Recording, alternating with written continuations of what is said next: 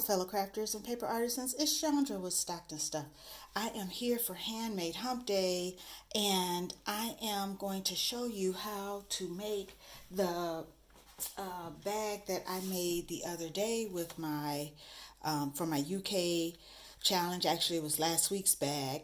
So I'm going to do that today in some Christmas paper, and I am using the Pebbles Cozy and Bright, this snowflake page here. Let me make sure I got enough light. I'm going to use this snowflake page, and I've already cut it down. So here are the measurements: 11 3/4 by 9 1/4. All right. So I'm going to grab my scoreboard, and we are going to score it. And I'm just going to use my We Are Memory Keepers and use my handy dandy little scoring tool that comes with it. So on the long side, I'm going to score at 1 1/4. I'm scoring at 5 3/4, 7, and 11 1/2. So that one's going all the way, almost up to the end. So I have one little skinny piece there. Then I'm going to score down to about 2 inches from the bottom, and I'm going to go to about 7. So 5/8. All right, so 5/8.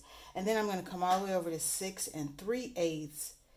And I am going to do that same thing down to about 7.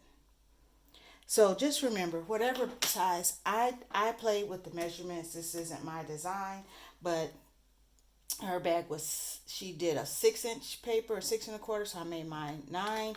And then I know that I need 2 inches from the bottom. So I'm going to turn it on the short side, and I am going to score at 8 because I need that to be 8 inches from the bottom. So whatever size you use, you're just going to score an inch up from whatever your bottom is. All right. So I am going to fold and burnish. So what I want to do is fold and burnish my full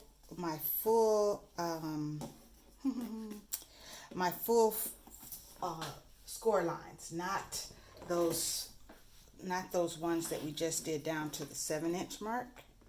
Make sure that little skinny one doesn't want to cooperate with me. Let me start on this end.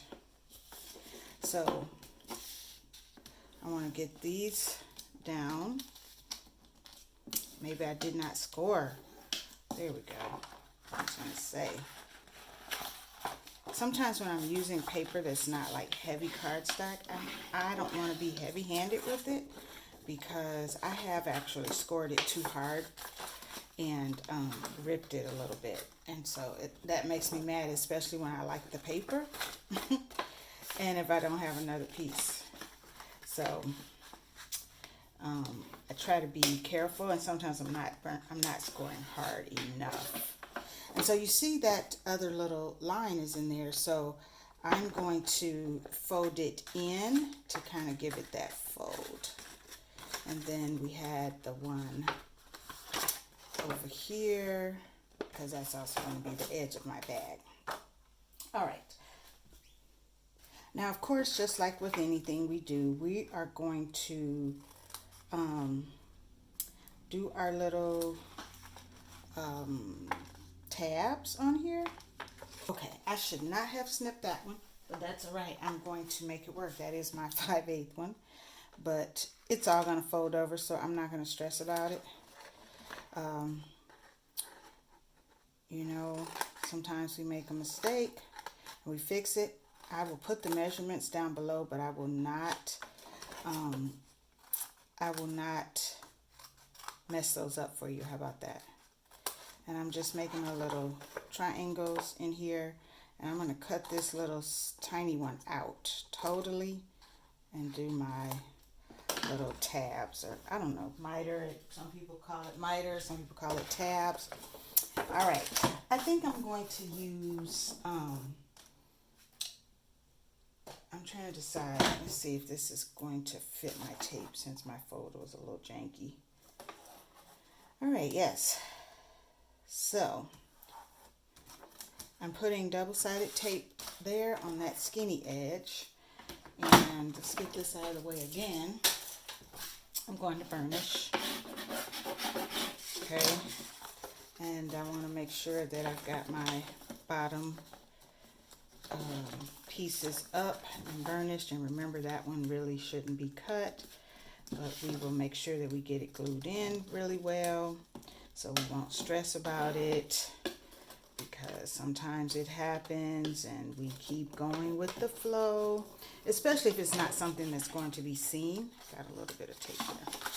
Then it's not anything really to worry about. So don't feel like, oh my gosh, she made a mistake. Or you might feel that way, but what I don't want you to feel is if you make a mistake sometimes, don't feel like, oh my God, I made a mistake, I gotta trash this.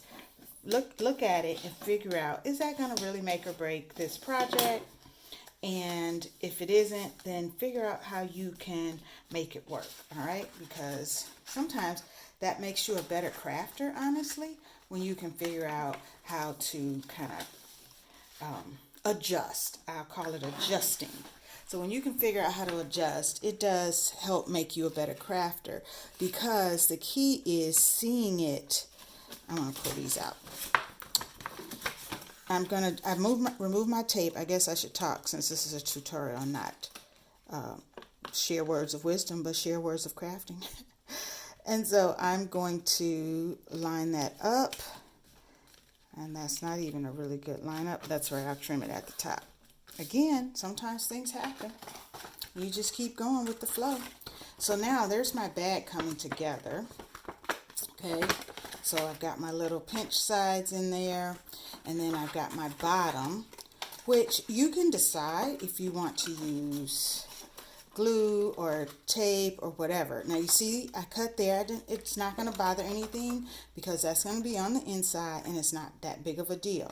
All right. I'm going to use wet glue, because I do need to try to make sure those get caught back together. All right. So let me grab my wet glue.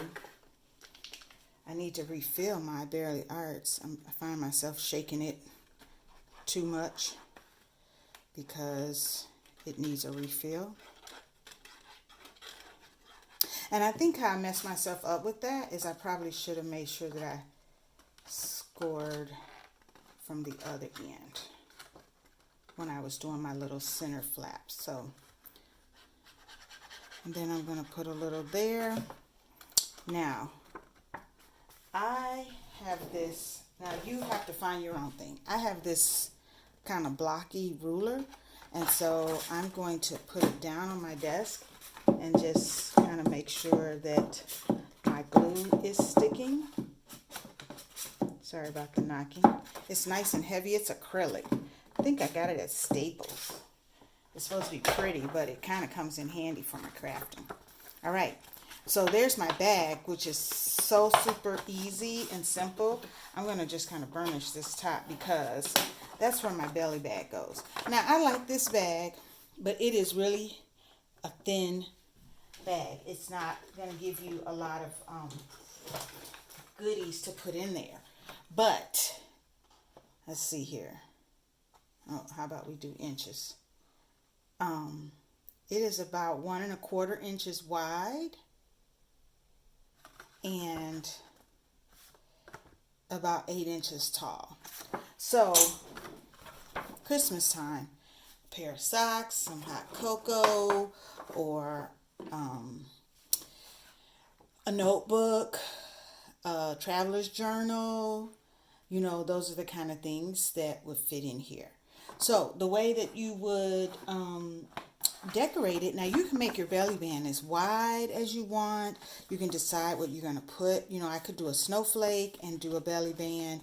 And so really, I would do an opposite color than this, but you don't need a whole lot more than basically the strip that you cut off. Okay, so it is, so you know, this is a 12-inch strip. So that's all you need to go around it, right? So you can do it in an opposite color. But this is simple and quick and easy. So if you were trying to make a bunch of something to put it in, to put in there, it's really quick and easy. I made mine longer for my other project, but the original measurements were 11 3/4 by 6 1/4, and the scores were the same. And the only thing I changed in the scoring was how far down I went, the 2 inches from the bottom. So and you know, you don't even have to really make that a hard score because it's really about a fold, a crease. And so if you were to make it shorter, it really would be a cute cocoa pack. So just be creative on what you can put in it. And sorry about such a quick tutorial, but I like stuff that I can make really quick and then make it my own and decorate. So thanks for watching. Hope you learned something today. Thank you.